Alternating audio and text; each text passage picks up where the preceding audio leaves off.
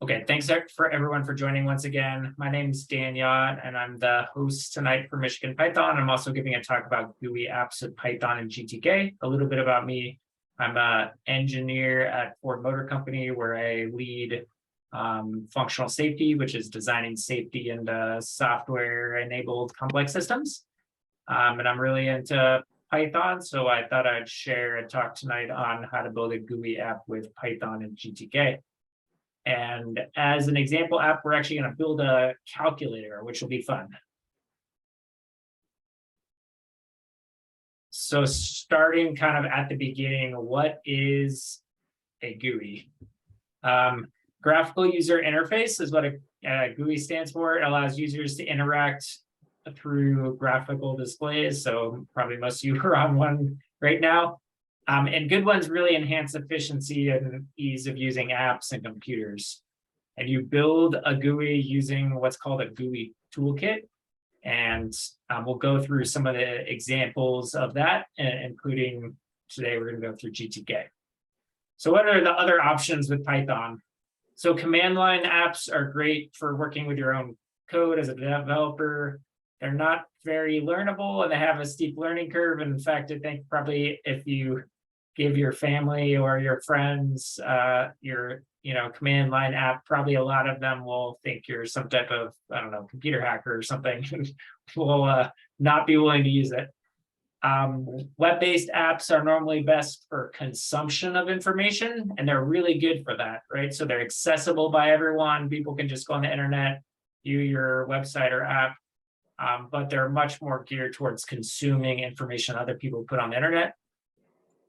GUI apps are great for giving to others to use. So you build something and you want to give it to someone else for them to use and make use of. Instead of consumption, they're able to like build off of and they want to interact with, right? And GUI apps are really well suited for that type of use case. Python has lots of options. So there's tkinter, which is built into the standard library as part of Python having batteries included, which is a great choice because it ships with Python everywhere, right? Unfortunately, it doesn't look very modern, but if you want to build up a quick GUI, that's a great choice as well.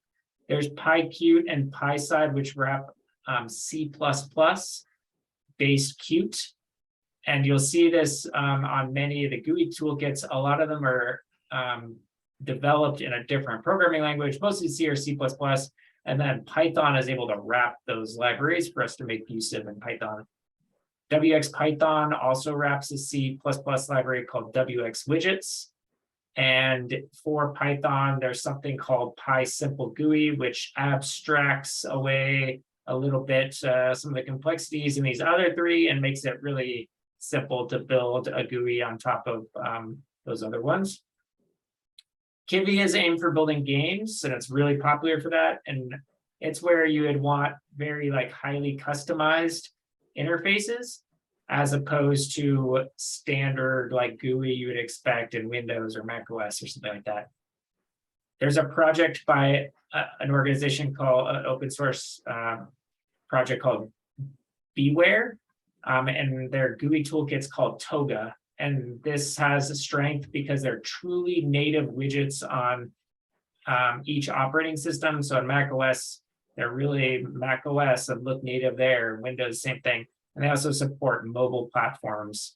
However, they're kind of in early development right now, but it's an exciting project, and they're recently sponsored by Anaconda. What I'm going to be talking about today is PyGObject, and that wraps C-based GTK. And the reason why I'm talking about that is because I have a GTK app that's like a SysML app called Gaphor that I helped develop in my free time. So I'm pretty familiar with GTK. So GTK was originally created by the as the GIMP toolkit, and that's what the GTK stands for. And it's very popular for Linux app development. It's the basis for GNOME or GNOME, depending on how you pronounce it, which is one of the desktop environments in Linux. It's a full-featured GUI toolkit, and it's been around a long time. Maybe a couple of disadvantages. It's a little harder to set up in Windows, and it has no mobile platform support. It's in active development and it's continuously being improved and released. Its latest release is a version 4 release, 4.66, and we'll use that today to develop our app. This is a simple hello example in GTK. So what GTK uses is this thing called G-object introspection, and that's how it allows for language bindings for other languages besides C. And so we want to use Python to import G-object introspection, or GI, and then you tell it what version of the toolkit you're importing. So in this case, we say we want GTK version 4. And then we import from gi.repository, import GTK. And that's kind of the import statements we need to run a simple GTK app. And I'll jump down to the bottom really quick and explain that, and then go up to the main function here. So we create an app first. So there's a class called gtk.application, and we create an instance of that. And in here, we're passing in our application ID to the class constructor. So for example, this is .gtk example is the application ID. And then you'll see this app.connect. And what that is GTK, and some of the other toolkits do this as well. They have an event-based system. So what you do is you connect to a signal. And what that means is you have this GUI that you want users to interact with, push buttons, move windows, do things on the GUI. And instead of you having to pull the GUI and say, did they click the button yet? It sends out an event when they can click the button. And then you attach to that event an event handler that does something when that event happens. In this case, this is for the app to start up, and it's called an activate event. And we attach it to the onActivate function, which is defined here. And then we tell the app to run. You can see this function here. We define this onActivate, which is this event handler. This onActivate creates a window by calling GTK application window. And you can see also in the signal handler that the app is automatically passed in by the signal itself. So the event sends the app into the event handler. And then next we create a GTK button, so called gtk.button, and we give it a label and pass that in. So in this case, the label is hello world, and assign it to button. And then we connect a signal handler to the button when the button's clicked. In this case, this is the clicked signal handler. And this lambda is just a small function. And so when the button is clicked, it calls window.close. So this just means if you click hello world, it closes the window. And then we set the window, set the button as a child of the window we created, which means the button needs to be part of the window. And then we, the last step for activating this application is we present the window. So that's kind of how a hello world app works with GTK as a simple example. And this is what it would look like if you ran it. It would just be a simple window. It says hello world, and this is actually a button here. And if you click on it, then it's going to close the window. That's it. So, okay, is there any questions so far?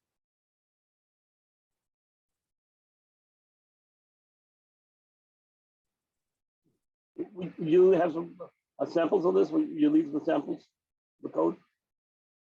Yeah, so I can, after the talk, I can push my example to GitHub. I haven't done that yet, but I can put it on my GitHub account, which is Dan Yeaw, my first name, last name.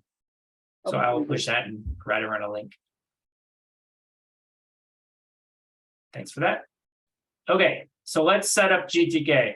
Windows is by far the hardest to set up, and I mentioned that before. So in order to get GTK running on Windows and developing an app, you have to actually build GTK on Windows, and I help actually maintain this project called GBS build to do that. And so these first top steps are to build GTK themselves, and then this is how to set up like an environment. So I'll just kind of run through this quickly, and then if you're interested in doing this, you can get more information on the GBS build GitHub site, which is right here as well. So the first step is to make a directory called GTK build GitHub, and then change directories to it. And then you're going to clone this GVS build repository. Once you've done that, you change directory and you create a virtual environment by calling python-mvenv.venv. And then you want to activate the virtual environment. So you have an isolated environment to work in by calling the scripts activate. In this case, I'm using PowerShell on Windows. And so you can see the virtual environment's activated now, and then we're calling pip install dot, which means we want to pip install GVS build. So it's installing all the dependencies.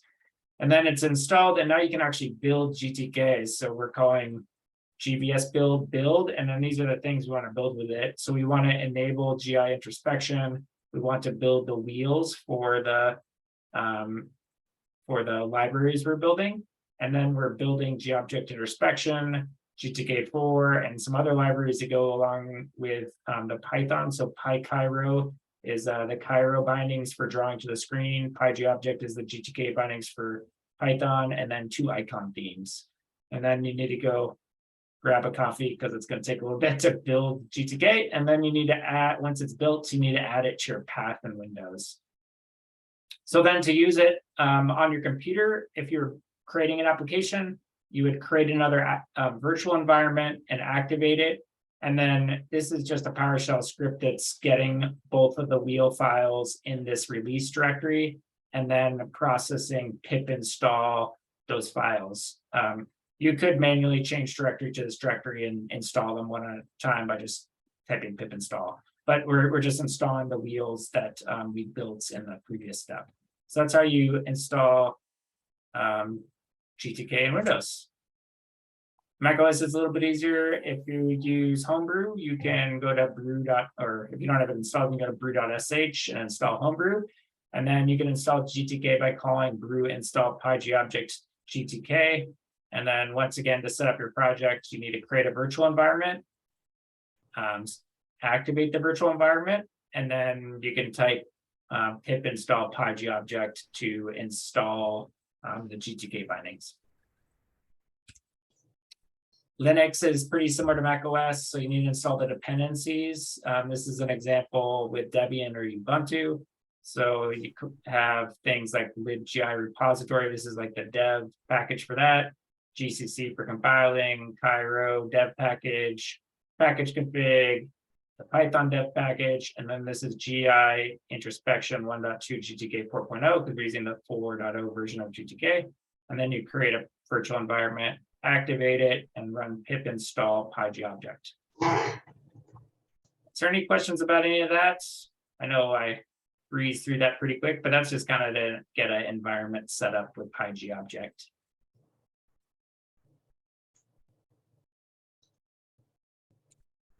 All right, so part of building a GUI is having a visual GUI builder helps a lot. The major toolkits like Qt has these as well, where you can visually build up a GUI. So it's helpful because you can visually add things like buttons and sliders and boxes and rearrange stuff visually rather than trying to do it in code or hand edit XML files, for example. I'm going to be showing today a GUI builder that's a replacement for what was called Glade, which used to be the GTK GUI builder. So we'll be using this Cambalache to build up a GUI. And this is installable with FlatHub with Linux. So it's pretty easy to install if you're running Linux. And then if you're in macOS or Windows, you'll need to build it from source, which will be a little bit more difficult. But I think even if you aren't going to install this today, it'll still be cool to see kind of like a GUI builder and how you would build a GUI one. Okay, so for our challenge today, we're going to create an RPM calculator. And you might be wondering, like, what the heck is an RPM calculator? So some of you might be familiar. What that stands for is reverse Polish notation, and it is common with calculators produced by HP. So for example, this is an HP 49G Plus graphing calculator. It's actually what I used in engineering school. And it's a little bit different than what most people, if you use like a TI calculators or other just like basic calculators, would be used to. So to add two numbers, it's called reverse because you kind of do it in reverse a little bit. So you would hit 2, and then you hit enter, and then you'd hit 2, and then you hit plus. So you enter the operands first, and then enter the operator last. Why this is kind of cool is it allows you to do faster calculations with fewer things like entering parentheses, and it's a little bit easier to see all the operations as you're doing them, but it takes maybe a little practice to get used to entering everything in reverse a little bit. So I thought for fun, instead of creating a maybe normal calculator, we'll create an RPN one. One thing we need to be aware of, and I'll explain this as we're building the calculator up, is it uses a stack. And what that means is we have this data structure, something like a list in Python, if you're familiar with that, and we're going to push things to the list. So for example, we talked about that RPN calculator. If you press the button 2, the number 2 would get pushed to the list in the first spot on this stack here. So this is also called last in, first out. So if you hit another button, so you hit enter and then hit 2, then that would go to the next spot in our stack. And then when you hit your operator like plus, it will take that stack and pop them out.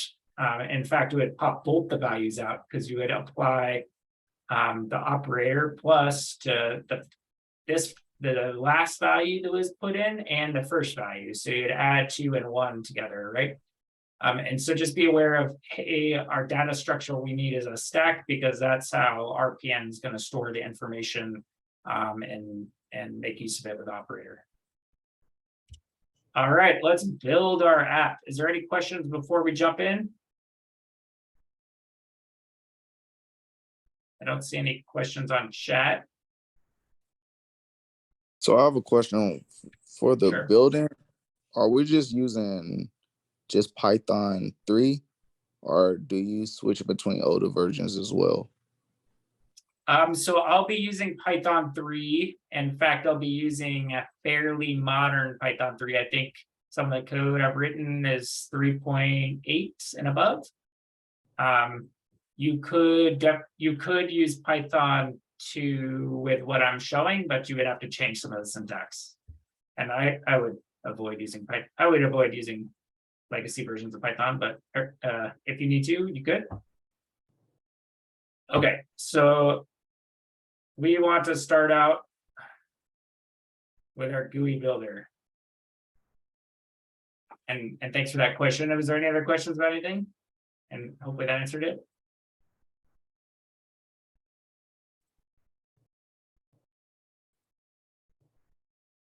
Okay, so let's build our user interface. So first, we're going to click this new project button, and you can see it's asking. Hey, Dan, we can't see anything. Sorry. It's not showing, it's only showing lines for me. Oh, can you guys see my screen? Not really. We don't see any text. Let me reshare.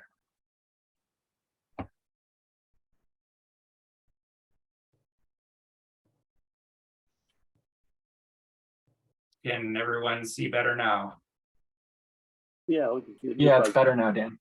Oh, that's good. Were you able to see the slides before, or did it look bad? Yeah, we could see the slides. It was, I think, just this view here was when it just stopped sharing. Okay, sounds good. Please let me know if that happens again. It's the year of the Linux desktop, as you can tell. Things like sharing a screen break or something. I don't know. So we're going to select GTK 4 here. I'm going to check where we're putting this. So I have a project called GTK calculator. We'll put it in there. So you just want to put it in a folder you have.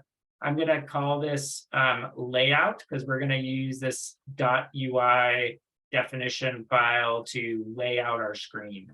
And then you just click create. Oh, says it already exists, so I'm gonna call it layout 2 then. Okay, so this is the general layout of the GUI builder of Cambalache. So what we want to do is we want to visually build this app, right? So first I'm going to click the layout here, and I want to create a GTK grid, because if you think of what a calculator looks like, it's kind of a grid of buttons and other things that you want to work with. So if you create this layout here, to actually get it to show up, see it says hold Alt to create object in place. So we're going to go ahead and do that. And you can see on the screen, it creates a GTK grid. So you can see like kind of what it would look like in your app. Okay, so then we're going to start adding stuff to our GTK grid. And first of all, I think setting up kind of the size we need. So in our app, we're going to create 2 rows, which are going to be for the display. And then we're going to need a set of buttons below, if you can visualize that. And so I'm going to make our grid a little bit bigger so we can do that. And you notice down here, it says Control, Insert, Delete to add or remove columns, and Shift, Control, Insert, Delete to add or remove rows. So we need to add both columns and rows. So that added a column, which we need. And then we also need to add some rows. So I would like 7 here, which I think we have here.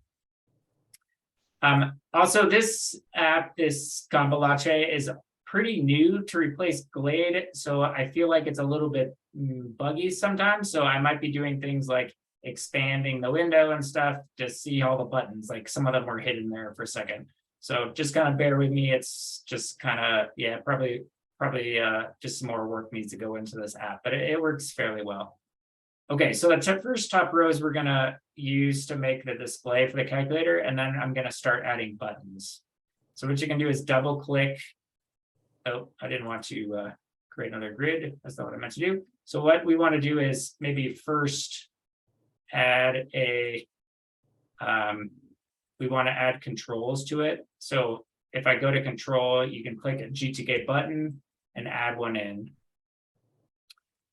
And then in the layout section, or click on our button in the layout section, we want to move this down. So these are the columns and rows. And I want it to not be at the bottom. So I'm going to put it in row 2. And you can see it was kind of hiding from me. But this is what the button looks like. And this is going to be the number 1 button. So under the label here, we're going to put a 1 in there. And now we want to add the rest of the buttons to the grid as well. So now we should be able to just double click and go to a button, a GTK button. And once again, it keeps on collapsing on me a little bit, but it puts it in the right place where we wanted. And if we select it, then we can label this one number 2. And I'll probably just add a bunch of buttons and then we can go back and label them all. And sorry, it keeps on collapsing, but I don't know, I think it's just a bug in the program. So, okay, so we have 4 buttons across here, and then we want to add them down.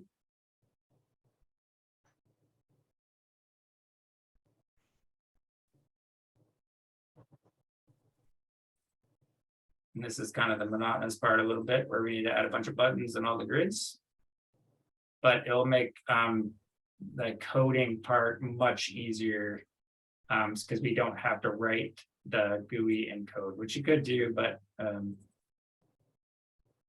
it's a little bit harder to trial and error a GUI using code like that. Okay, so we have 1, 2, 3. We'll have some operators on the right.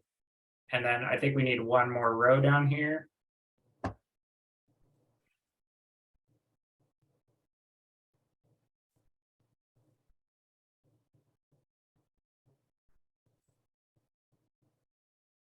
Okay, so then what we want to do is apply our labels to these. So this is button 1, 2, 3, 4, 5, 6, and 7, 8. Oh, that's not 8.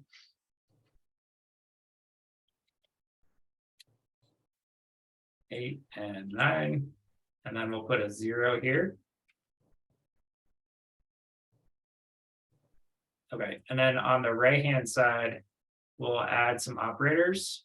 So like we could put a plus, a minus, a multiply, and we could put a divide here. And so part of the RPN is also we need an enter button. So we need to show an enter button, and we probably also want a clear button. Otherwise, you're kind of stuck with whatever you press, right? And a simple way to add some little graphics is I'll just use emojis. You could actually use the official images, but for example, I'll use this enter emoji as the enter button here, which works fine for our use case here. And let's get a clear emoji real fast. So we'll grab a clear emoji and use that for the other one. And you could use like official images from GTK or something, but for just building this simple calculator, some emojis will work fine for like an enter and clear button, I think. Okay, so we have our main buttons here, and then at the top, we also need to add our displays. So what I'm going to do there is add another layout, and I'm going to add a box to our grid. And I want our box, once again on the layout, to span across the display all the way. And we had 4 columns. So I'm going to make this 4 columns wide. And it's fine, it's in the first row. And then we can do the same thing again and add another box. And this box needs to be in a row 1 because that's the next row down. And then, actually, I think I clicked on the wrong one, but that's fine. That's row 1, and this one's column span 4. So we have 2 now that are the 2 columns there. Okay, so on each box now, we need to add a way to display stuff, right? So you can see all the different options for things you could put in your box. And I'm actually going to click up here to display, and I want to add a GTK label. So that's where we're going to use to display the text. And so you see a label there, and then we're going to do that to the second box as well and add a display label. It'd be better if the labels were on the other side though, because normally your text on your calculator is like right aligned. So clicking on the GTK box there, there's all these options here. And one of them is horizontal align. It's currently set as fill. And I'm going to send it to end, which means we're going to horizontal align to the end, which is going to be on the right-hand side. And so you can see our label moving over, which is what we want it to do. And we'll do it with the other one as well. Okay. So you can see this is starting to kind of look like a calculator a little bit. One thing I don't like is see how all the buttons are kind of jammed together and everything's jammed. So it'd be nice to fix that a little bit. So let's add some margins around our GUI. So we'll put like a couple pixels at the start, the end, and you can see the little margins being added around the start and the top. And then the other thing we want to do is space out the rows and columns a little bit so the buttons look like actual buttons instead of kind of blobs on all on top of each other. So we can add some column spacing and some row spacing. So now we look like a little bit more like actual buttons. And this is why doing this in like a GUI builder is a little bit nice because you can kind of see your changes as you make them. And we can also do the same thing to add some little bit of like spacing to our labels here, and maybe some spacing up in the bottom, and do that to both boxes.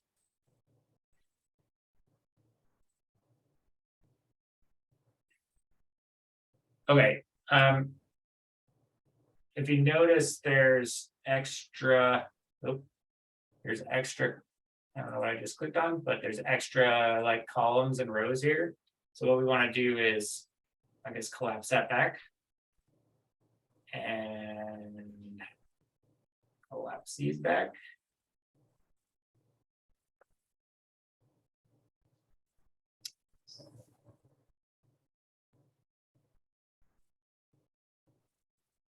And this box looks weird, so I'm gonna rebuild it really fast. I don't know what happened to that box, but let's rebuild that one. And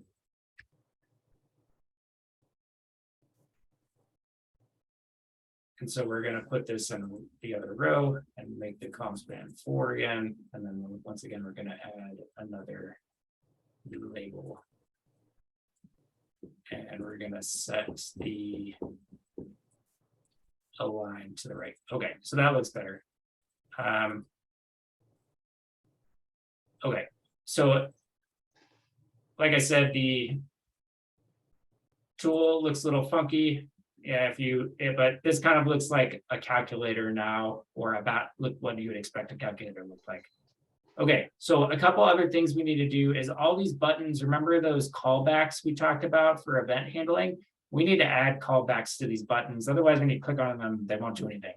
So in this case, there's this signals selector up here. And you can see one of the callbacks for a GTK button here is clicked.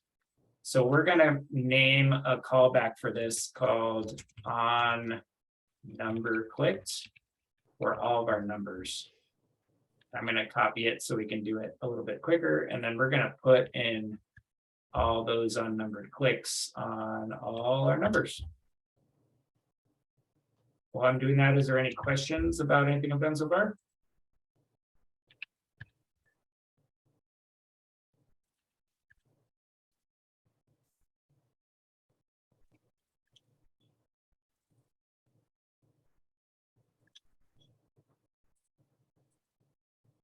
Okay, so we're almost done adding our number callbacks. And then we also need an callbacks for our operators. So that's the plus, minus, multiply, divide, and really the enter button. I'm calling an operator as well. And so it also has a clicked callback, and except we're going to call this on operator clicked. So we have one for that called on operator clicked.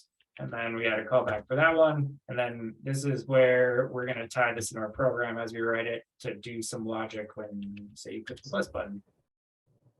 And finally, we add it to the enter button as well.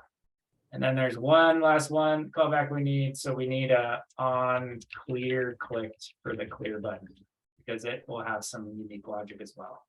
So now if you click on all these, they all have callbacks set up, right? The last kind of thing we need here is the,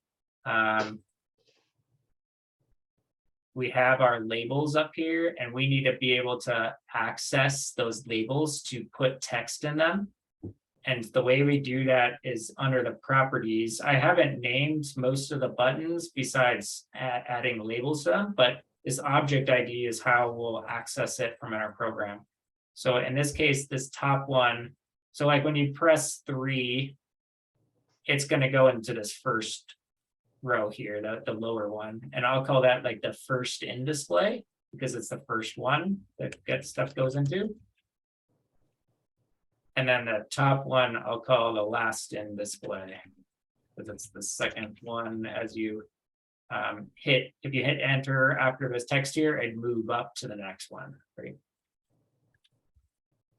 Okay, so we've labeled those. You can see the labels or the object IDs are up there, first in and last in there as well.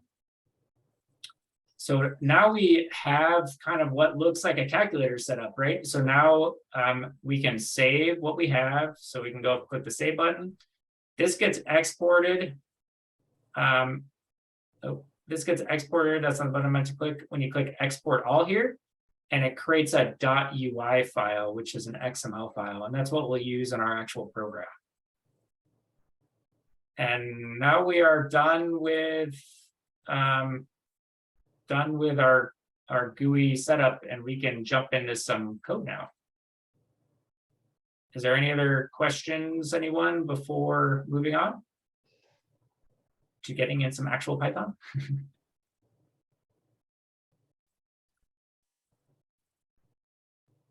All right, we're moving right along. So this is kind of an outline of our Python program. You can notice some key things here. The whole program is only 75 lines of code, which isn't very much, not a lot of code, and we can build a whole calculator app, which is great. The stuff at the top, as we're talking about that, we're importing some things we can talk about as we're going through that. Just a couple of imports, and this is very similar to the import statements you saw before. Actually, let me change this to presentation mode. This will be probably a little bit easier for everyone to see. But we're still importing GTK version 4.0 like we did before. There's another import that's also part of the GTK libraries called ADW, which stands for Adwada.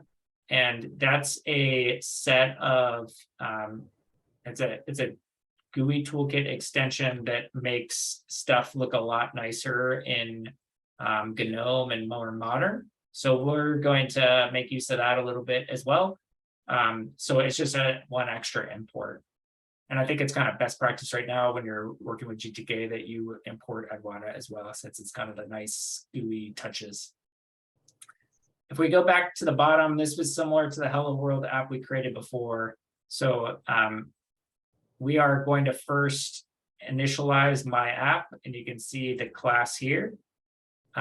So what this class, my app, is actually taking an instance of an Adwada application, which is very similar to the GTK one we created before. And there's an onActivate method where the app gets passed in, and we connect the activate event to that onActivate method, and it creates the main window of the app. So we set self.win for window to the main window, and the application name gets passed in, and then we start up that window by calling present, just like we did in the Hello World example. So that creates the application itself. We now run the app, and this sys.arg passes any command line arguments. So if you did have an app that took some command line arguments, it passes it in when you run the app. And when you then close the app, the exit status gets returned once the app is done. And then to close out Python, you call sys.exit, and you can give the exit status.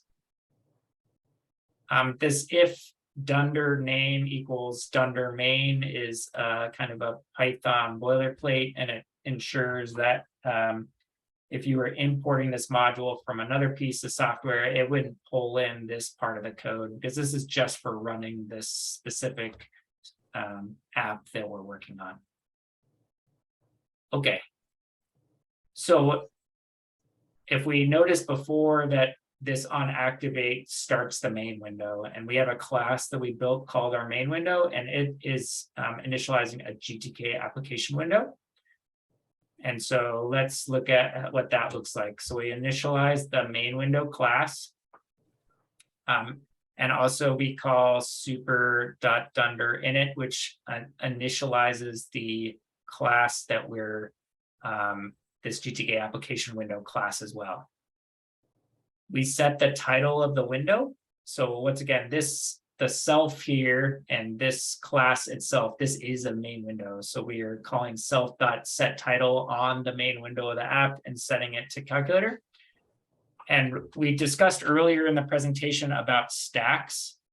So this is going to be the main stack of the application.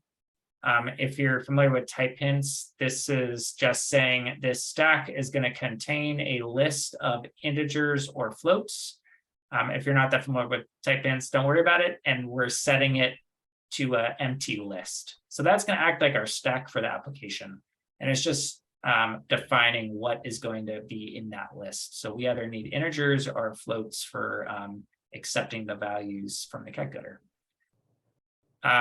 This is just a state variable that I'll talk about more in a minute, this value complete, and it just notifies the app when you're done entering value in a given row on the stack. And I'll talk a little bit about that. Okay, so in Kumbalache we built those signal callbacks. And so this is a dictionary we're creating here that maps, for example, we call the callback on number clicked, and all we're doing is mapping it to self on number clicked. And you can see down here, there's a method called on number clicked, and the signal takes in the widget that it was called from. So it's passing in the button that we clicked into the event handler. And this is a type hint saying we should expect a GTK button to be called. And we do that for the other ones too. We created an on operator clicked and on clear clicked, and we're assigning those to the event handlers for those two as well. And that's what's going to do most of the heavy lifting when we're actually using the calculator. Okay, so then there's something called GTK Builder, and that's actually what is making use of that layout.ui file. And if you want to see what that looks like, so if we look at this layout.ui file, it's just some XML, right? And this is how that Kumbalache, this is what it did for us. So it created this XML for us and says there's a GTK grid, and it's got some spacing that we created. And inside of that is the box with last in display, and another box with the first in display. And then these are all the buttons defined, right? And so that's what that Kumbalache app did for us. It created this XML, and then we don't have to code that in our using Python. So what we do is this builder takes in that file, and we passed in the callback mapping to it. And then we pass in the name of the file. So we call self.builder add from file the layout.ui file. And so it pulls in that XML. And then we want to make use of this grid. So, and that was actually, if we go back to our thing here, that's probably something we forgot, because we need to name our grid.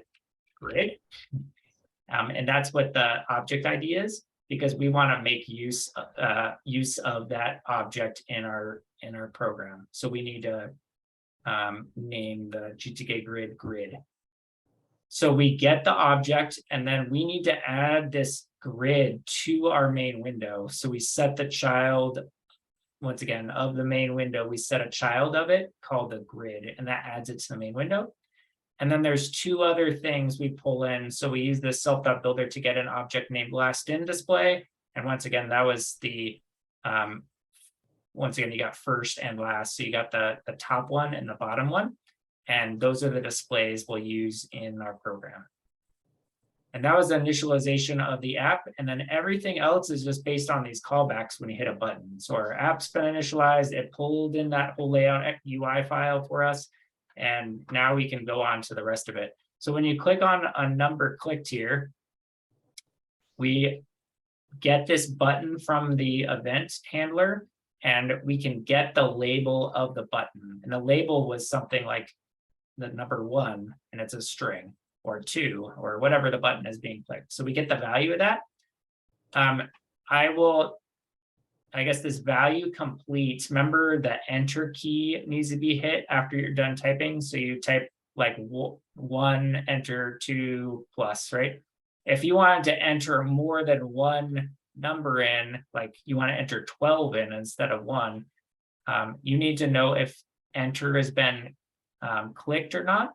And this just waits to shift everything up. And I'll show in a second what else it does. But if the value is complete, so you've hit enter, then what it does is set the first in display text to the last in display. So this is shifting up from the lower display to the upper display, and we're getting what's in the lower display and setting the upper display as that text. And then we clear the lower display, and then we set this value complete equals false. So you entered 12, you hit enter, and now you hit the next button, number 2, and then it will shift up and display 2. And the displaying 2 is this last part. So we set the text of the last in display, the lower text, to whatever was there before, if there was anything, and plus the value from the button. So this allows you, if you entered a number 1 in and then you hit a 2, it would get the current display of 1 and it would add a 2 there. So that's what the number clicked method does. And it's all about manipulating the 2 displays. And notice nothing in here yet is making use of our stack. And I'll talk about the stack in just a second. Is there any questions on our first event handler there?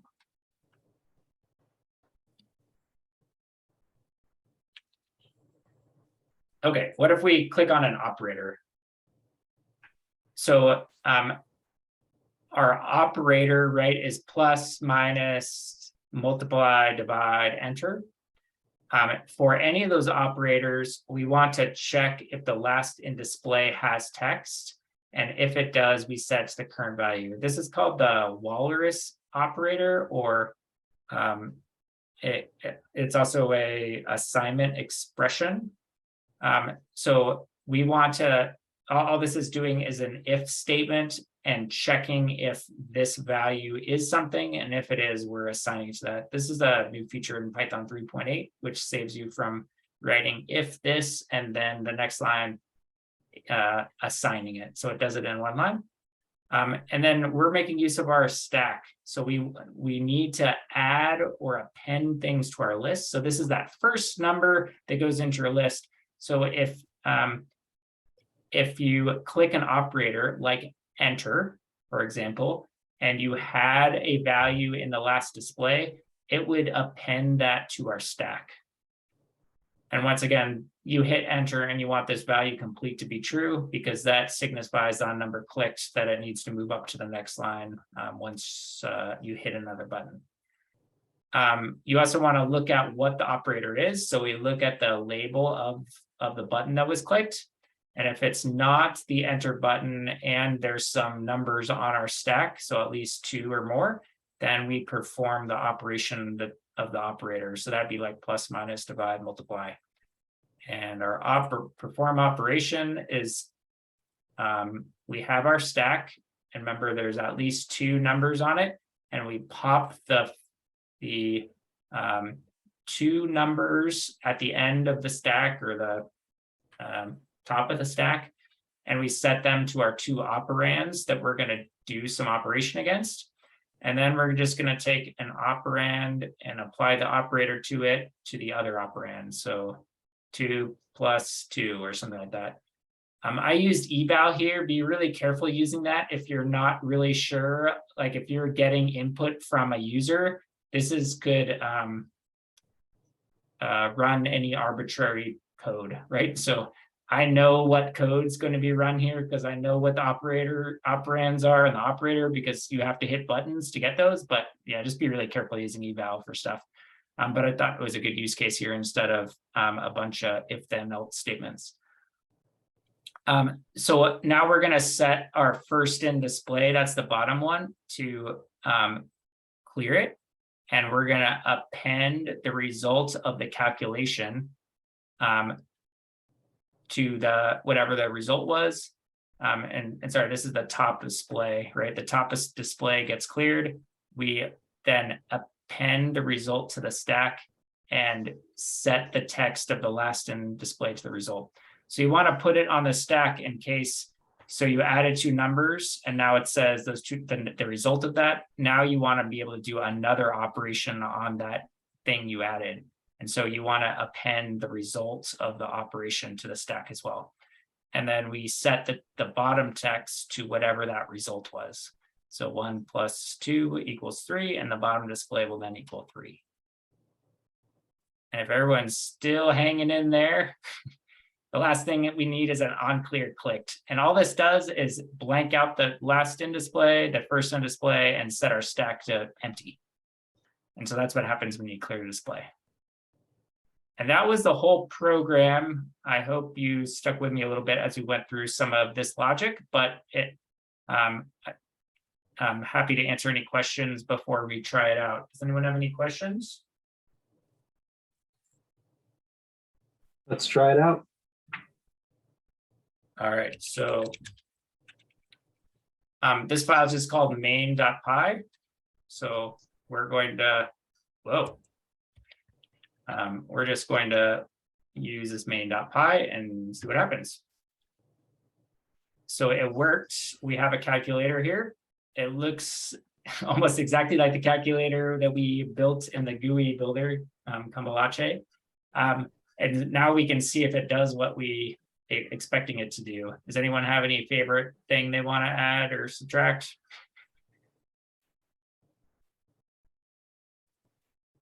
So our example, when I was explaining RPN, was like adding 2 and 2. So you type 2 and notice the bottom display. So this is the bottom one here, and you hit enter and it doesn't move yet, which is what we wanted. And we hit 2 again, and it shifted the bottom one up to the top and added 2 there.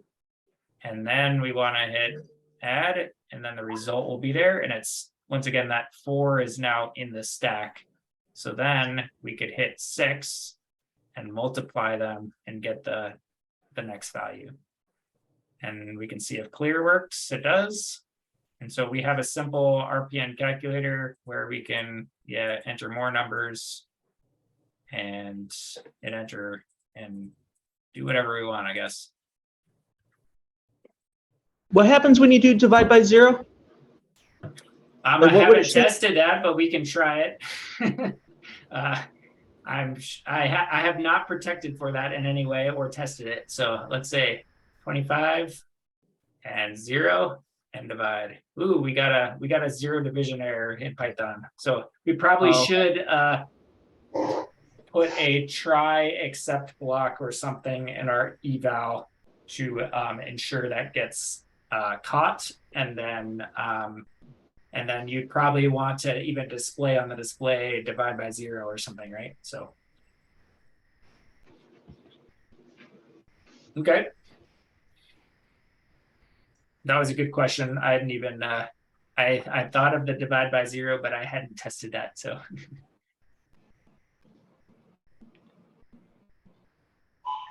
You find GTK easier to use than TK Tinder? So if you're building a really basic app, I think probably tkinter is probably easier to get started with and build something simple because it's built into the standard library. It's pretty straightforward. If you want to build, like, I want to build a production app, and I'm going to spend a lot of effort on this. Something like GTK or Qt are probably better options.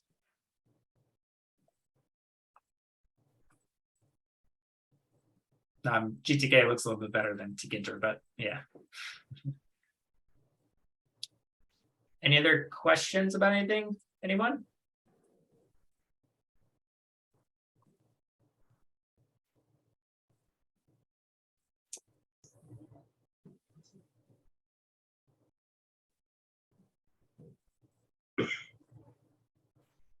So maybe a quick summary. We kind of walked through how to install GTK in the different operating systems and what an RPN calculator is. We use Kumbalache to, I guess let me exit here. We use Kumbalache to build our actual GUI. And if you remember, it looks pretty similar to the app we ended up building. And we added all of our buttons in a grid, added GTK labels, added the callbacks, and also changed a little bit of the margin, so it looks a little bit better. And then we exported that as the UI file, and then we made use of that UI file by using this GTK builder. Another point you just asked about tkinter, there's no like UI builder for tkinter either, so it's all by code, which is probably okay if you're making something really simple, right? So. All right. Anything else before we end, anyone?